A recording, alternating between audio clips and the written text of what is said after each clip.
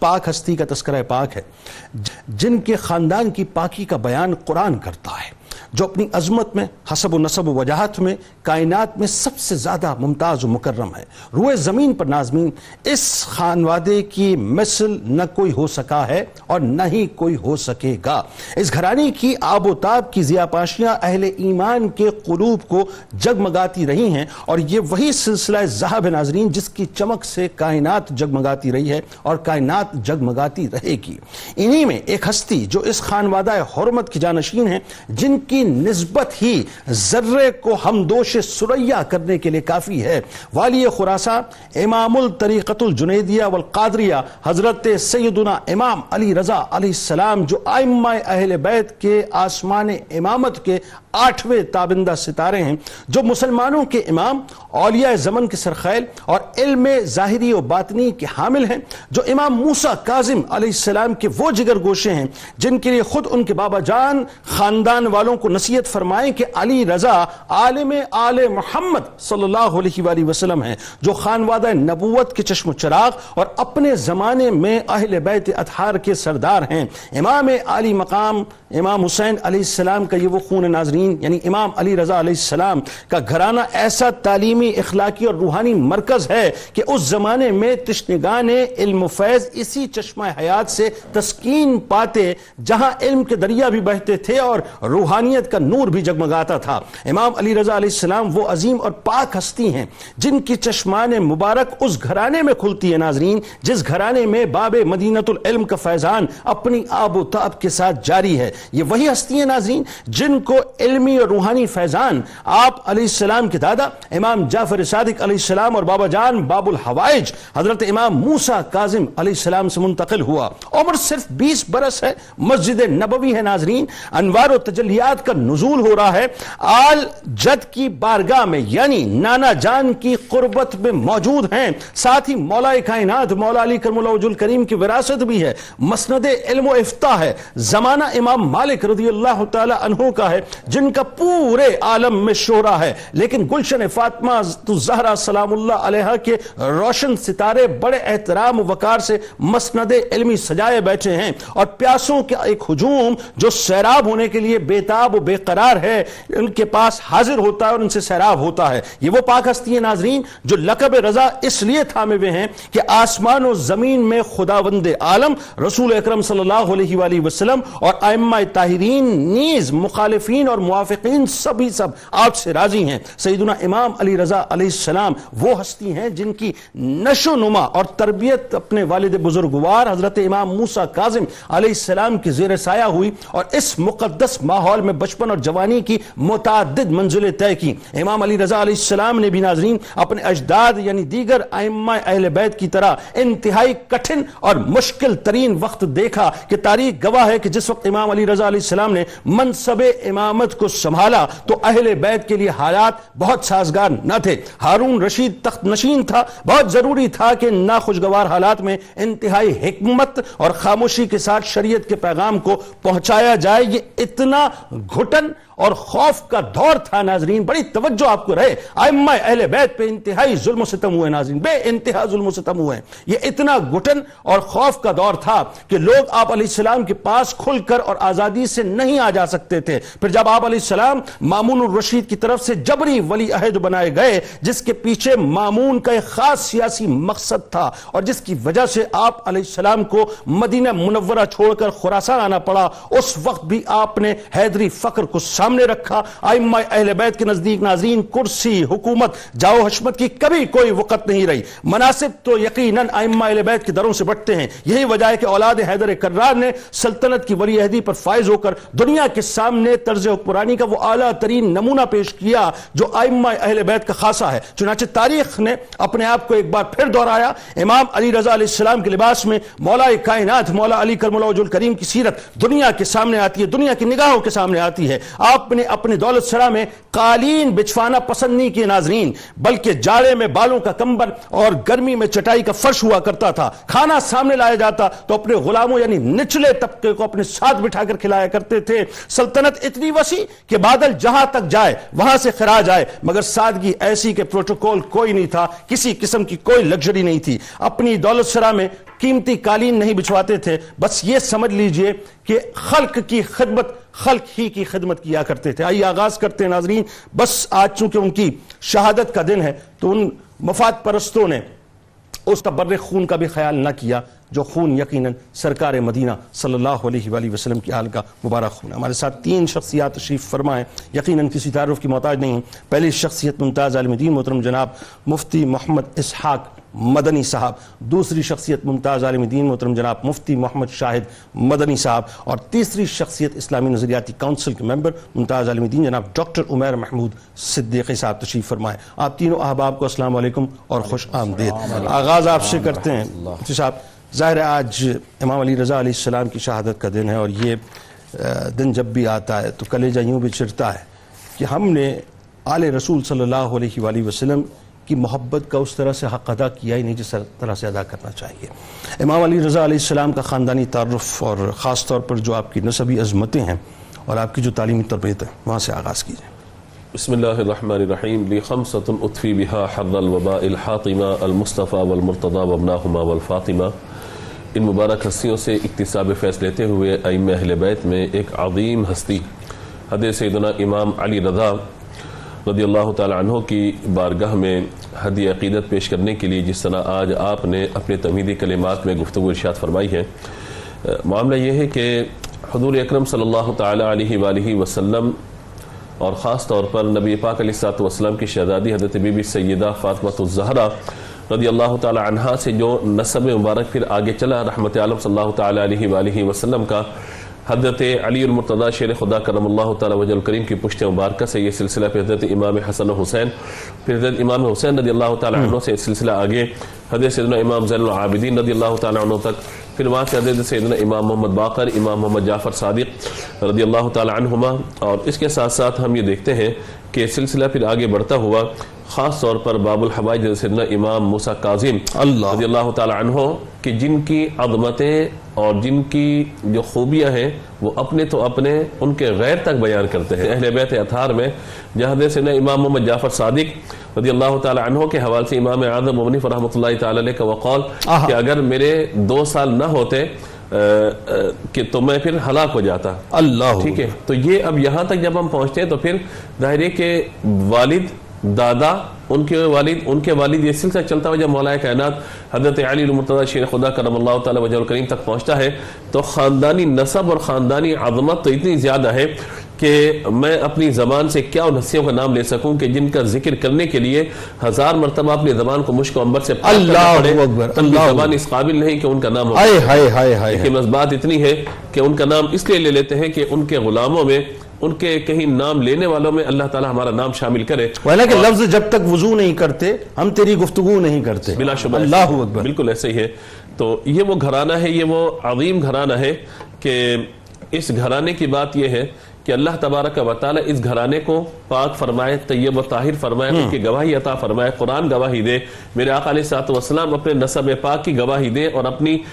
بیٹی کی نسب کی گواہی دے، ان کی پاکی کی گواہی دے، اور اپنی شہزادی کی گواہی کے ساتھ ساتھ ان کی نسل کی گواہی حضور ارشاد۔ اللہ اکبر۔ تو آپ دیکھیے کیسا عالی شان یہ نسب اور کیسا عالی شان یہ خاندان ہے۔ اچھا، قرآن بھی اس بات کی گواہی دیتا ہے، احادیث بھی اس بات کی گواہی دیتی ہیں، یعنی اتنا عظیم الشان نسب پاک کہ جو رہتی دنیا تک چمکتا ہی رہے گا اور جس سے نور ہم حاصل کرتے رہیں گے۔ قبلہ جناب جنید اقبال صاحب، بات یہ ہے کہ یہ تو ایسا نسب پاک ہے جو ان سے جڑ جاتا ہے، ان کی پاکی کو بیان کرتا ہے، اللہ اس کو پاک فرماتا ہے۔ اللہ اکبر۔ اللہ تعالیٰ اس کے ذہن کو، اس کی فکر کو، اس کے دل کو پاک و صاف کر دیتا ہے۔ اللہ اکبر۔ کیونکہ انہی کی محبت کو حضور نے اپنی محبت اور انہی کی محبت کو اللہ تبارک و تعالیٰ کی محبت قرار دیا، سبحان اللہ، اس کو اپنا بغض اور اللہ تبارک و تعالیٰ کی بارگاہ سے مبغوض ہونا قرار دیا گیا۔ اللہ تو یہ تو ایسی ہستیاں ہیں، وہ ائمہ اہل بیت میں کوئی بھی شخصیات ہو، آپ جس کو بھی دیکھیں گے آپ کو لگے گا کہ اللہ نے کیسا مقام مرتبہ انہیں عطا فرمایا۔ اور ظاہر ہے کہ اگر کوئی ان سے بغض رکھتا ہے اور ان پہ ظلم و ستم کرتا ہے، ان کے ساتھ جبر کا معاملہ کرتا ہے،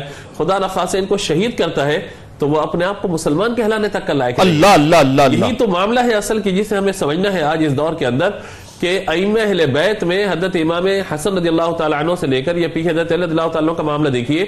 اگر ان کے ساتھ ظلم کرنے والا اپنے آپ کو مسلمان کہتا ہے تو ان کو اپنے اسلام کی فکر کرنی چاہیے. اپنے آپ کو مسلمان کہلانا وہ کیسے گوارہ کر سکتے ہیں جو اہل بیت اطہار پہ اس انداز کا ظلم کرے یا خدا نہ خاصہ ان کے خون سے اپنی تلواروں کو آلودہ کرے. ایک دعوت فکر ہے جو ابتدا میں ہمیں سمجھ لینی چاہیے کہ یہ وہ خاندان ہے, اس خاندان کی عظمت و شرافت وہ ہے. اور خاص طور پہ آج ہم حضرت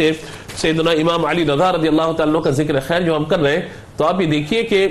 آپ کے صاحبزادے امام محمد تقی ہوں, ان کا مقام کتنا بلند ہے, اور جب ان کے والد کی طرف ہم جاتے ہیں تو ان کا مقام کتنا بلند و بالا ہے. آج بھی اگر کوئی شخص حضرت امام موسیٰ کاظم رضی اللہ تعالیٰ عنہ کے روزے پہ جائے, یقین مانی اس کی حاجتیں پوری ہوتی ہیں.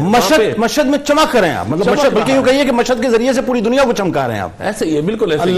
تو اللہ تبارک و تعالیٰ نے ایک تو خاندانی عظمت اور پس منظر کے اعتبار سے. اچھا, دوسری بات میں یہاں پہ عرض کرنا چاہتا ہوں یہ کہ جب خاندانی عظمت ہے, والد کا نام اتنا بلند, دادا کا نام اتنا بلند و بالا, نسب اتنا عالیشان, تو ظاہر ہے کہ پھر تربیت کا اہتمام بھی ویسے کیا جا رہا ہے. اللہ اکبر. اہتمام تربیت کے ویسے کیا جا رہا ہے. جب تربیت کا اہتمام کیا جا رہا ہے تو اس میں آپ یہ دیکھیے خاص طور پر کہ تربیت کرنے والے کوئی دوسرے لوگ نہیں ہیں, آپ کے والد گرامی ہیں, آپ کے دادا جان. یہ لوگ جو ہے مطلب یعنی آپ کے والد نے آپ کے دادا جان سے, ادھر سے ان کے والد سے تربیت, اور یہ سارے کے سارا فیض پہنچاتے تھے مولا مرتضیٰ شیر خدا کرم اللہ وجہ الکریم تک. بلکہ اس میں ایک حوالہ یہ بھی ملتا ہے کہ سرکار علیہ السلام نے آپ کی آمد کی بشارت بھی دی تھی. ایک حوالہ یہ بھی ملتا ہے, بلا شبہ بشارت ہے, کیونکہ ان کی آمد سے کچھ عرصہ قبل بعض روایت کے مطابق جو ہے مطلب چند دن تھے یعنی شوال, بعض روایت کے مطابق ماہ رجب, جب حضرت امام جعفر صادق رضی اللہ تعالیٰ عنہ کا وصال ہوتا ہے. ظاہر ہے کہ دادا کے وصال کے بعد گھر کے اندر یعنی حضرت امام موسیٰ کاظم کے والد محترم رضی اللہ تعالیٰ عنہما کے بعد ظاہر ہے کہ گھر میں ایک غم کی کیفیت ہے.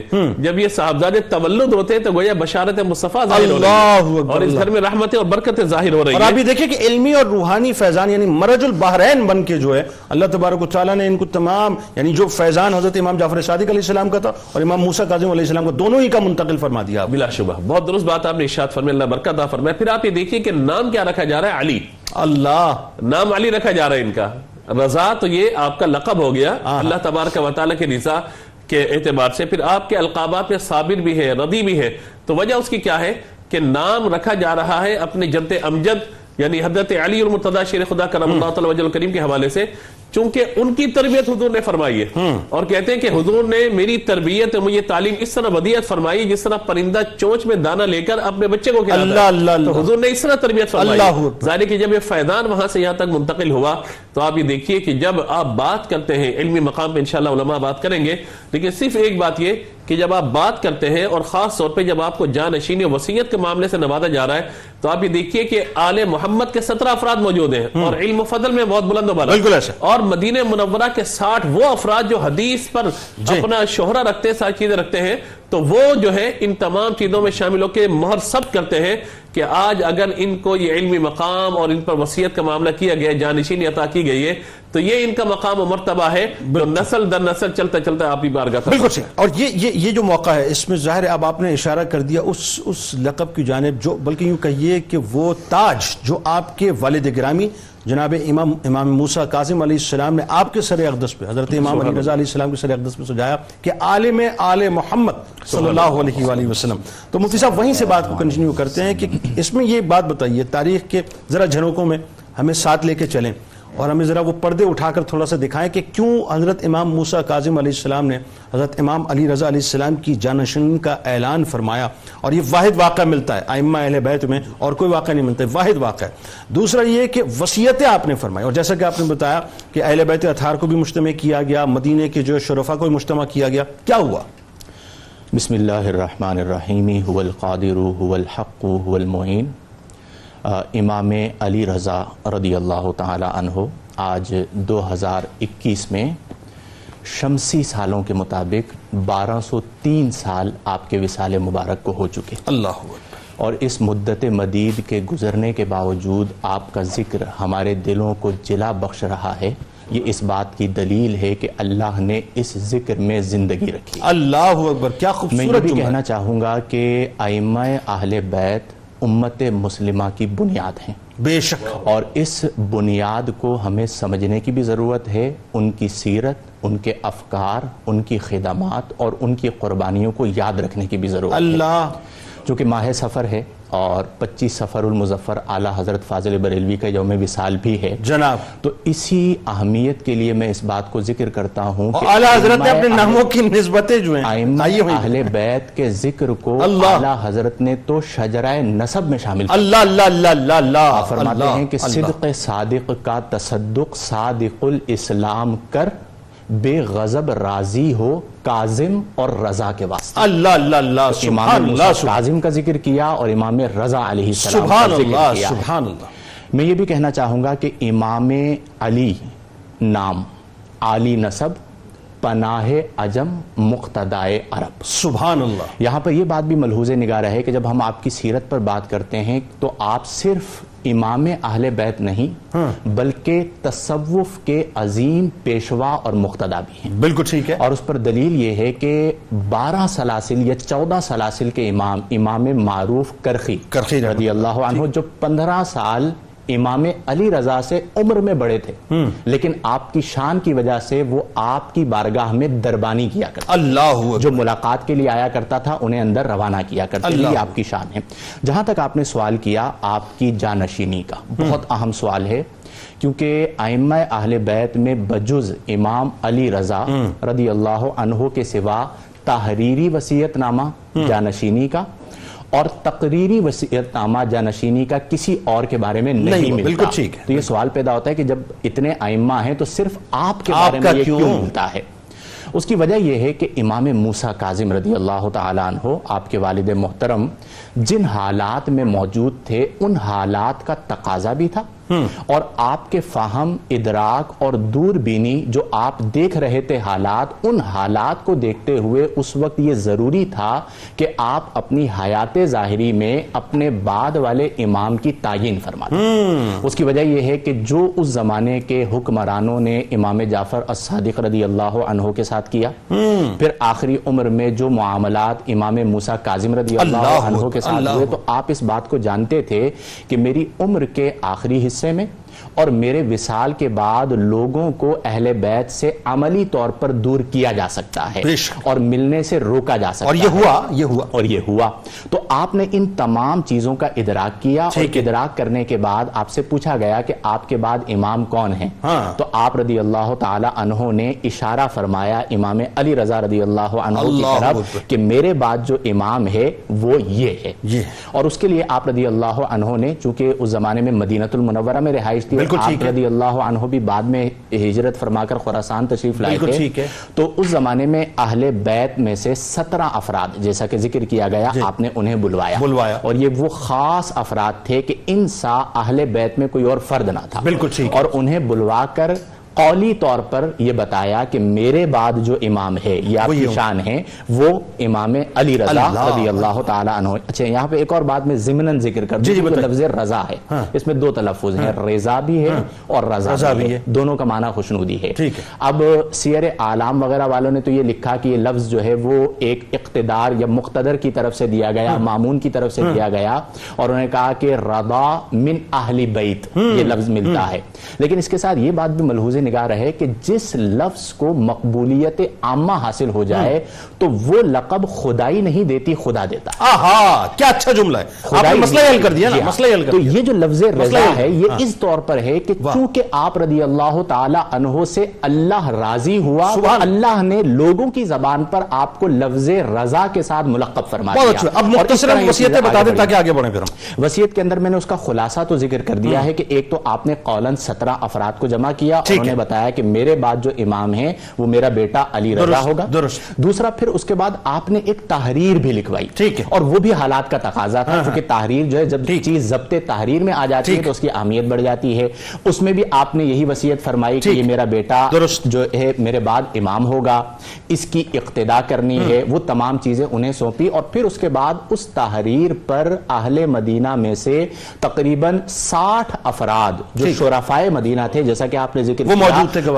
ان کو گواہی کے طور پر جمع کیا اور ان کے سامنے وہ تحریر پیش کی گئی اور ان کے سگنیچر کروائے گئے، دستخط لیے گئے، بعد میں وہ طاقتیں جو آپ رضی اللہ تعالی عنہ کو نقصان پہنچا سکتی تھی یا آپ کی امامت کا بھی اقتدار کے نشے میں بدمست ہو کر انکار کر سکتی تھی، ان کا رد کیا، ان کا بھی راستہ آپ نے بند کر دیا۔ بالکل ٹھیک۔ اب یہاں پہ ایک بڑا لطیف سا پہلو سامنے آ گیا آپ کی شخصیت کا، اور آپ یہ دیکھیے کہ باب مدینۃ العلم کا فیضان بھی نظر آ رہا ہے، 20 برس کی عمر ہے جیسا کہ میں نے تعارف میں بات عرض کی، اور روضہ رسول صلی اللہ علیہ وسلم ممبر رسول صلی اللہ علیہ وآلہ وسلم ہے، اور ظاہر دور جو ہے جید اکابرین کا ہے۔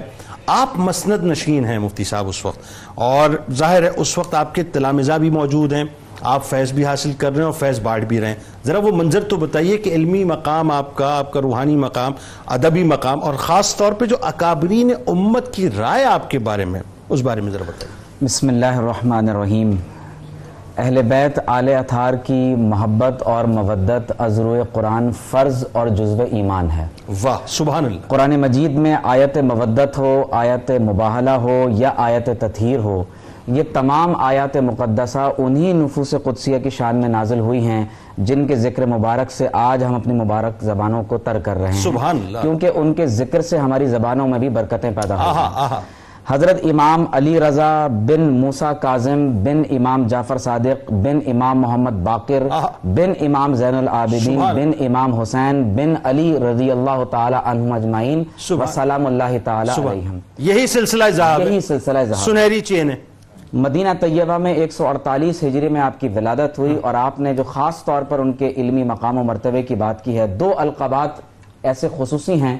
جس سے آپ کے علمی مقام و مرتبے کو ہم یعنی اس کے ایک اس کی کرن کو جاننے کی کوشش کرتے ہیں۔ ہاں بتائیے۔ ایک عالم آل محمد صلی اللہ علیہ وسلم، اور دوسرا الرضا من آل محمد صلی اللہ علیہ وسلم۔ سبحان اللہ، یعنی وہ ذات اقدس جس میں اللہ رب کریم نے علم اور حلم کو بھی جمع فرما دیا، سبحان اللہ، اور اللہ تبارک و تعالی نے اہل بیت کے وسیلے سے جو اپنی رضا عطا فرمانی ہے اس کو بھی جمع فرما دیا۔ سبحان اللہ، کیا اچھا اور جملہ۔ حضور علیہ السلام نے تو یہاں تک فرما دیا کہ الا من مات علی حب آل محمد مات شہیدا، خبردار جو ان اہل بیت کی محبت میں اس دنیا سے جاتا ہے وہ اس حال میں جاتا ہے کہ وہ اللہ کی بارگاہ میں شہید لکھا جاتا ہے۔ اللہ اللہ کرے ایسا ہو، اللہ کرے ایسا ہو، آمین اللہ آمین۔ اکبر۔ حضرت امام مالک علیہ الرحمہ کا دور ہے، اور مورخین نے لکھا ہے کہ افتا وہو شاب فی ایام مالک،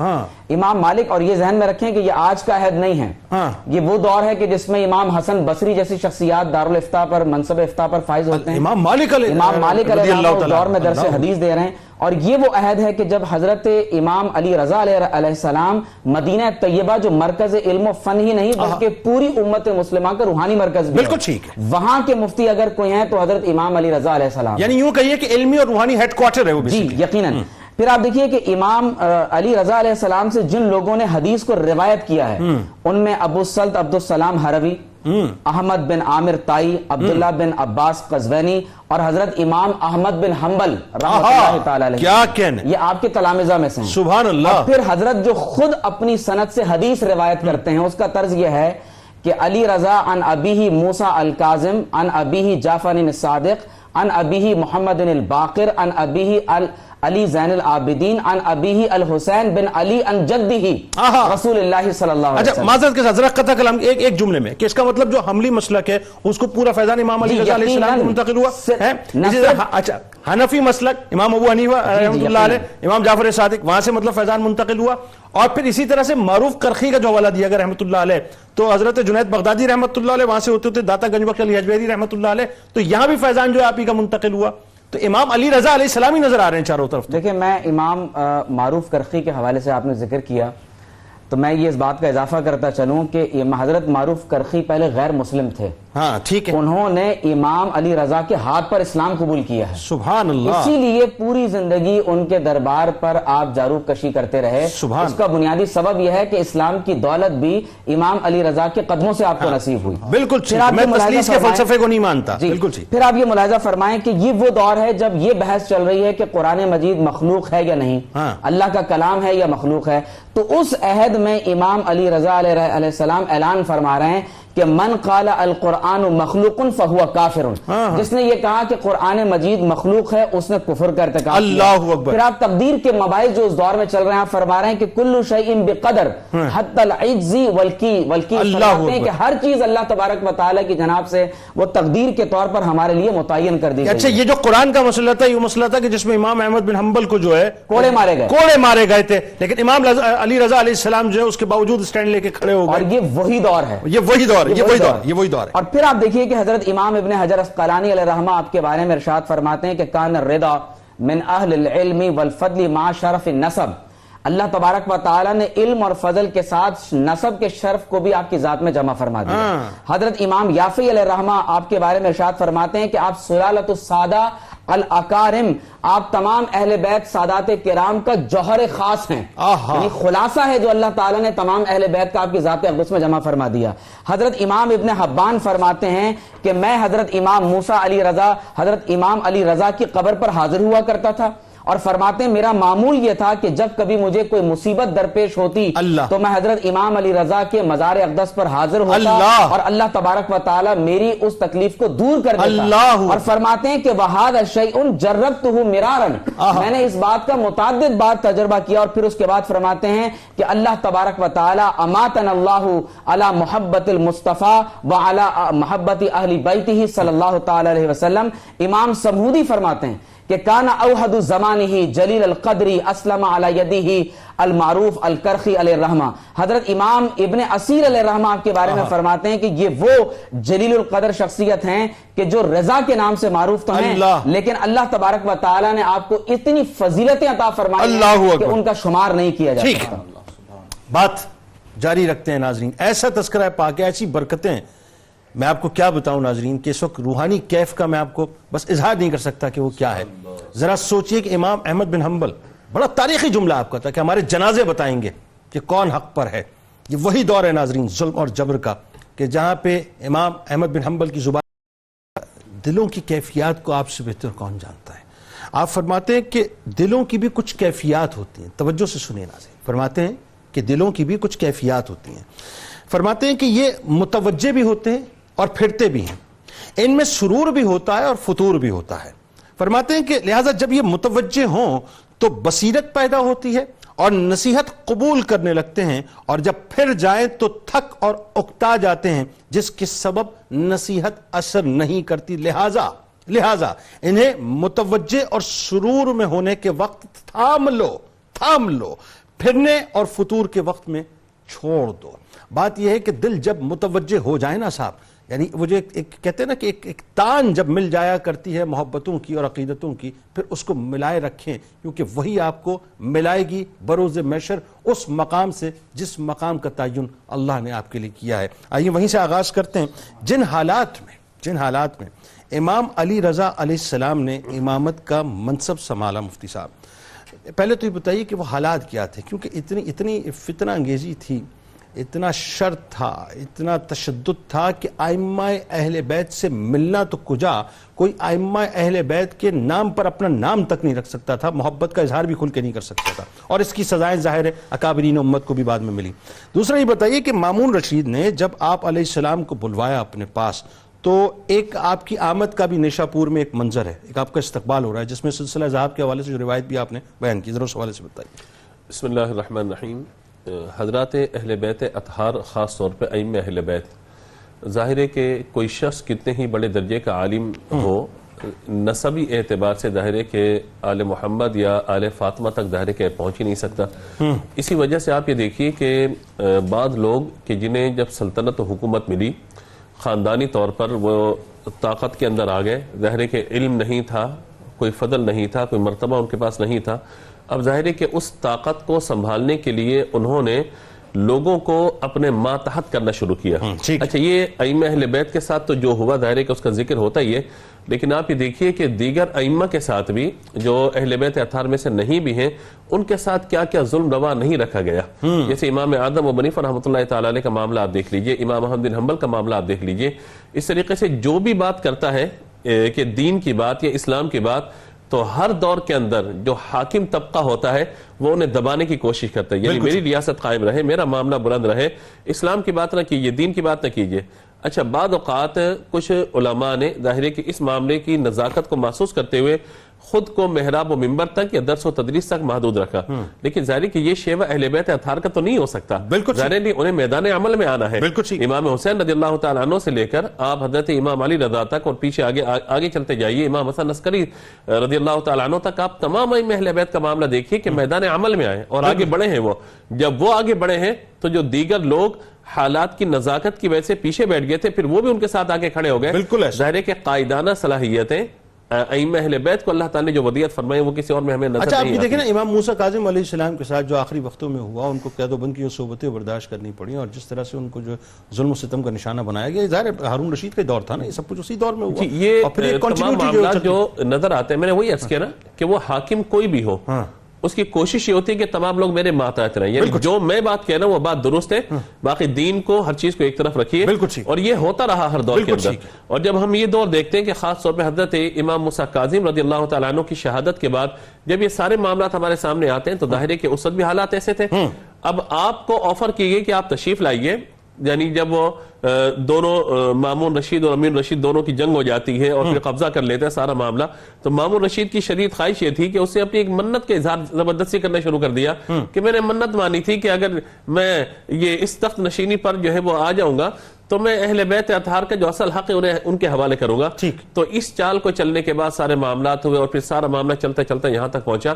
اب یہ ہے کہ جب آپ کو دعوت دی گئی تو آپ نے اولاً تو انکار کیا آنے سے، لیکن جب زیادہ زور ہوا اور زیادہ بات کی گئی تو آپ تشریف لائے ہیں جب، تو آپ کے لیے باقاعدہ بہت بڑا اہتمام کیا گیا. آپ کے فضائل میں جو احادیث ہیں وہ بیان کی گئی، جو سلسلہ ہے وہ پورا کا پورا بیان کیا گیا، اور پھر جو ہے وہ ایک بہت بڑی جو ہے تقریب منعقد کی گئی نیشاپور کے اندر کہ آپ تشریف لائیے، سارے معاملات کیجئے. تو آپ نے اولاً تو انکار فرمایا، لیکن حالات کی سنگینی کو دیکھتے ہوئے آپ نے جب اس منصب کو قبول فرمایا ہے تو اس کے پیچھے ایک بہت بڑا مقصد یہ تھا کہ اللہ تبارک و تعالیٰ کے دین کی جو تعلیمات ہیں ان کو درست انداز میں لوگوں تک پہنچا دیا جائے. تو ظاہر ہے کہ یہ سارے معاملات، لیکن ظاہر ہے کہ جب ائمہ اہل بیت میں سے کوئی شخص اوپر آئے گا تو جتنے لوگ مسلمان ہیں سب کے سب جڑنا شروع ہو جائیں گے، سب کے سب آپ کے ساتھ ملنے شروع ہو جائیں گے. تاریخ یہ بتاتی ہے کہ نیشاپور میں جب آپ کا استقبال ہوا ہے تو 20,000 تو دواتیں تھیں جو روایت سلسلہ ذہاب کی روایتیں لکھ رہی تھیں، اور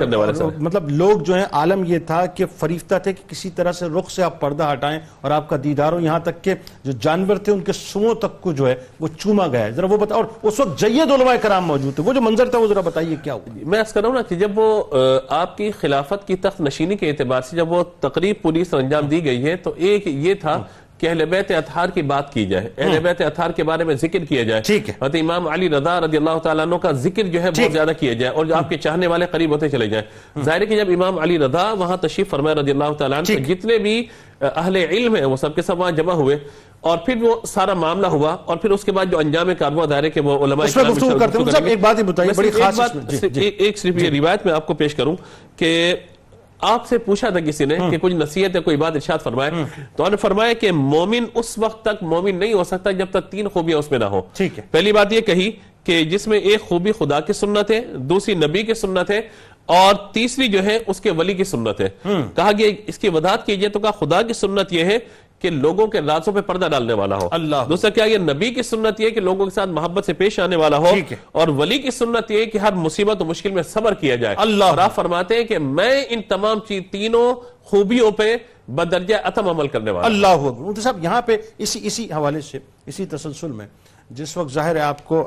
مرو میں یا مرو کے علاقے میرا خیال ہے وہ علاقہ جہاں پہ بلوایا اس نے مامون الرشید نے، اور جبری، میں تو اسے جبری ولی عہد ہی کہتا ہوں بنیادی طور پہ. بہرحال اس کے پیچھے ایک مقصد تھا، ذرا میں چاہتا ہوں اس مقصد سے تھوڑا سا پردہ اٹھائیں، کیونکہ وہ جو رفت اس کی اور امین کی اس کے بھائی کی تھی، یہ 2 مختلف ماؤں سے تھے، ایک ظاہر اجمی عورت تھی، ایک عربی عورت تھی. وہ ہوا کیا ایکچولی وہ بتائیے. اور اسی کے بعد ظاہر ہے چونکہ ان کو بنیادی طور پہ عربز جتنے بھی تھے ان کی سپورٹ چاہیے تھی کہ جی ان کے ساتھ اہل بیت کے لوگ موجود ہیں. اصل معاملہ تو یہ تھا.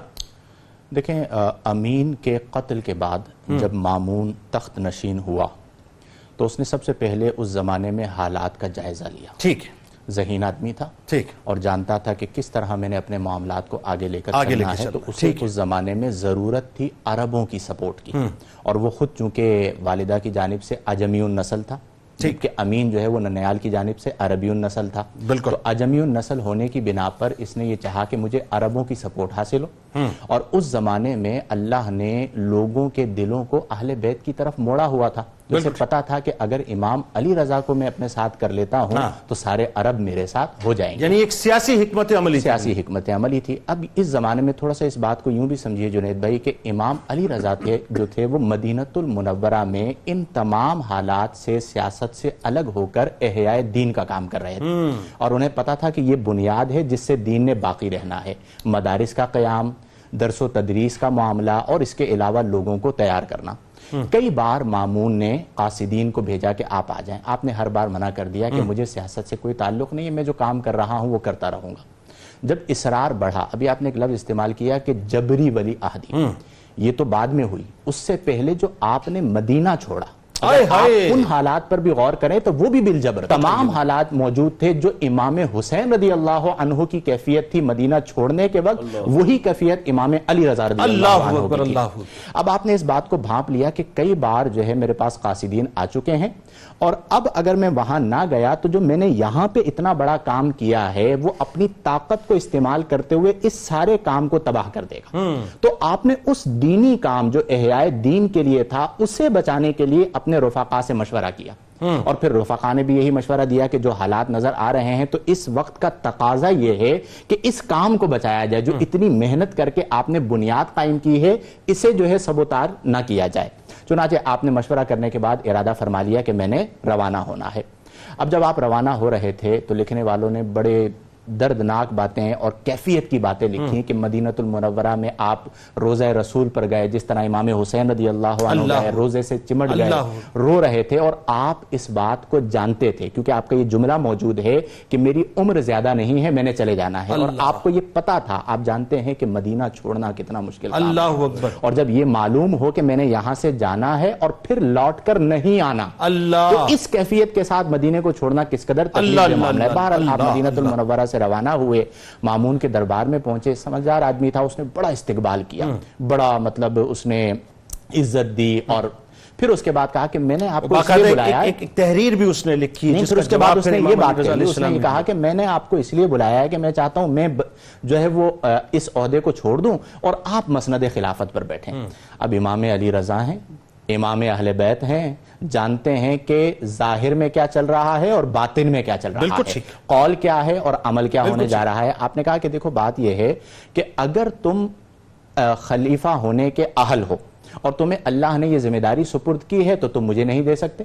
اور اگر تم اس کے اہل ہی نہیں ہو تو تم اس کے مالک نہیں ہو تو مجھے کس طرح یہ ذمہ داری دو گے. چونکہ آپ کسی بھی صورت میں خلافت نہیں لینا چاہتے تھے اور اس وقت کا تقاضا بھی یہی تھا. اب بعض لوگ کہتے ہیں نا جی سیاست جو ہے وہ بہت ضروری ہے, ہم نہیں کریں گے تو کون کرے گا. مسئلہ یہ ہے کہ اس سیاست کی جو بنیادیں ڈل چکی تھیں اور اس زمانے میں جو دائیں بائیں کے افراد تھے بیسیوں کی تعداد میں, وہ تمام کے تمام بغض شدید رکھتے تھے اہل بیت اطہار رضی اللہ تعالیٰ عنہ سے. آپ نے اس بات کا ادراک کر لیا, بالآخر آپ نے منع کیا, تو اس نے کہا کہ پھر آپ ولی عہد بن جائیں.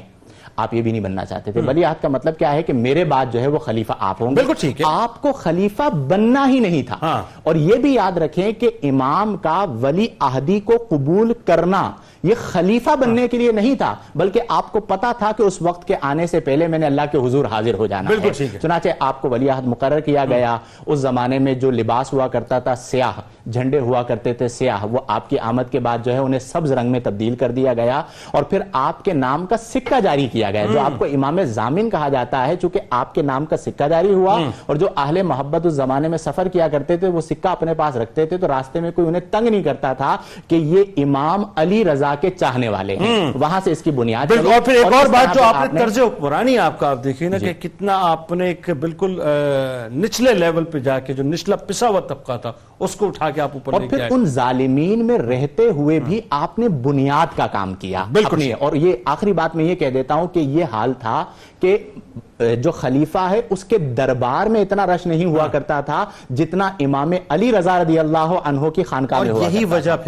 یہی وجہ بنی کہ مامون کو مشورہ دینے والے, اور مامون نے خود بھی بھانپ لیا کہ میں تو چاہ کچھ اور رہا تھا کہ مجھے تو لوگوں کی ایک سپورٹ چاہیے تھی کہ جی ٹھیک ہے اہل بیت کی سپورٹ میرے ساتھ ہے. یہاں تو صورتحال یہ ہو گئی کہ اہل بیت کی محبت کا جو میگنیٹزم ہے اس نے سارا جتنا بھی مطلب مجمع ہے وہ اپنی طرف کھینچ لیا ہے, اور یہ سارا اقتدار میرے ہاتھوں سے مکمل طور پر نکلنے والا ہے. فائنلی ڈاکٹر صاحب ذرا یہ بتائیے, آپ علیہ السلام کی شہادت, ظاہر ہے اس کی وجوہات میں چاہتا ہوں تھوڑا سا آپ بھی اس پہ کلام کیجئے, اور جو ایک شہادت کا دردناک واقعہ ہے, بس اللہ تبارک و تعالیٰ ان کا صدقہ بروز محشر میں عطا فرمائے. حضرت امام علی رضا علیہ السلام سبز رنگ کا لباس پہنا کرتے تھے, اور زمانہ قدیم سے یہ خاص طور پر اہل بیت کا شعار اور علامت رہا, اور اس لیے جس طرح مفتی صاحب نے بھی فرمایا کہ ریاستی سطح پر تمام تر لوگوں کا سرکاری لباس حضرت امام علی رضا علیہ السلام کی وجہ سے تبدیل کیا گیا.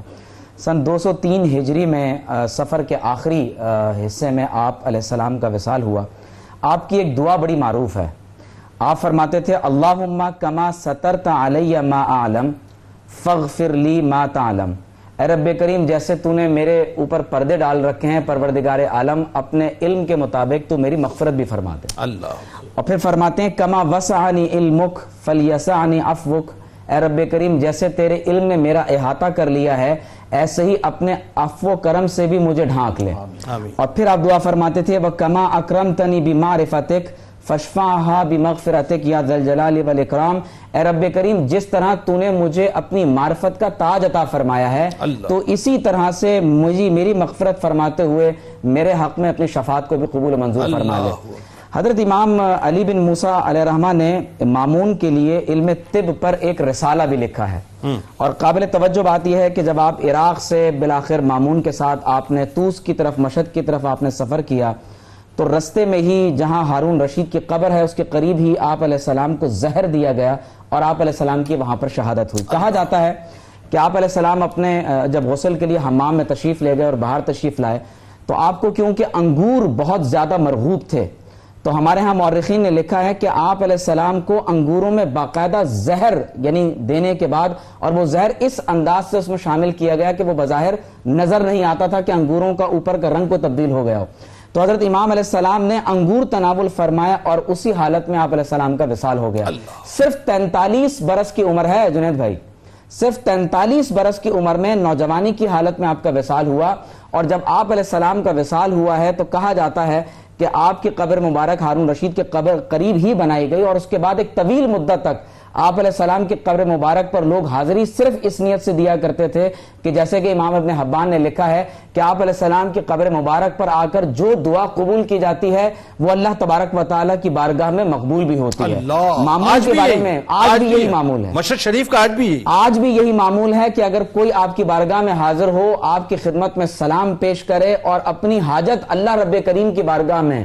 آپ کے وسیلے سے پیش کرے تو اللہ تبارک و تعالیٰ اس دعا کو رد نہیں فرماتا. کوئی دوسری رائے نہیں ہے اس میں. اور پھر آپ دیکھیے کہ مامون 3 دن تک آپ کی قبر پر مجاوری کرتا رہا. اپنے سر میں اس نے خاک ڈالی اور اس کا جو خاص پس منظر ہے وہ یہی ہے کہ جب مامون نے آپ کو ولی عہد مقرر کیا تو ظاہر ہے کہ اہل بیت آل اطہار کے دشمنان تو پہلے سے موجود تھے اور یہ صورتحال یہاں تک پہنچی کہ اگر حضرت امام علی رضا علیہ السلام بعد میں باقاعدہ منصب خلافت پر سرفراز کر دیے جاتے ہیں تو نتیجتاً اہل بیت آل اطہار جب حکومت میں آئیں گے تو یہ سلسلہ بنو عباس سے آگے کہیں اور منتقل نہ ہو جائے. تو حضرت امام علی رضا علیہ السلام کو یہی طرف سے آپ دیکھیے کہ زہر دیا گیا اور اس کا نتیجہ یہ نکلا کہ پھر حضرت امام علی رضا علیہ السلام کی یعنی سفر مظفر کے آخری حصے میں سن 203 ہجری میں شہادت مبارکہ ہوئی. مطلب بات یہ ہے کہ سلاطین عباسی کو ظاہر ہے مطلب اس حوالے سے خوف تھا. لیکن ایک بات جو آخر میں چاہتا ہوں اس پہ بھی ذرا صاحب کلام فرمائیے فائنلی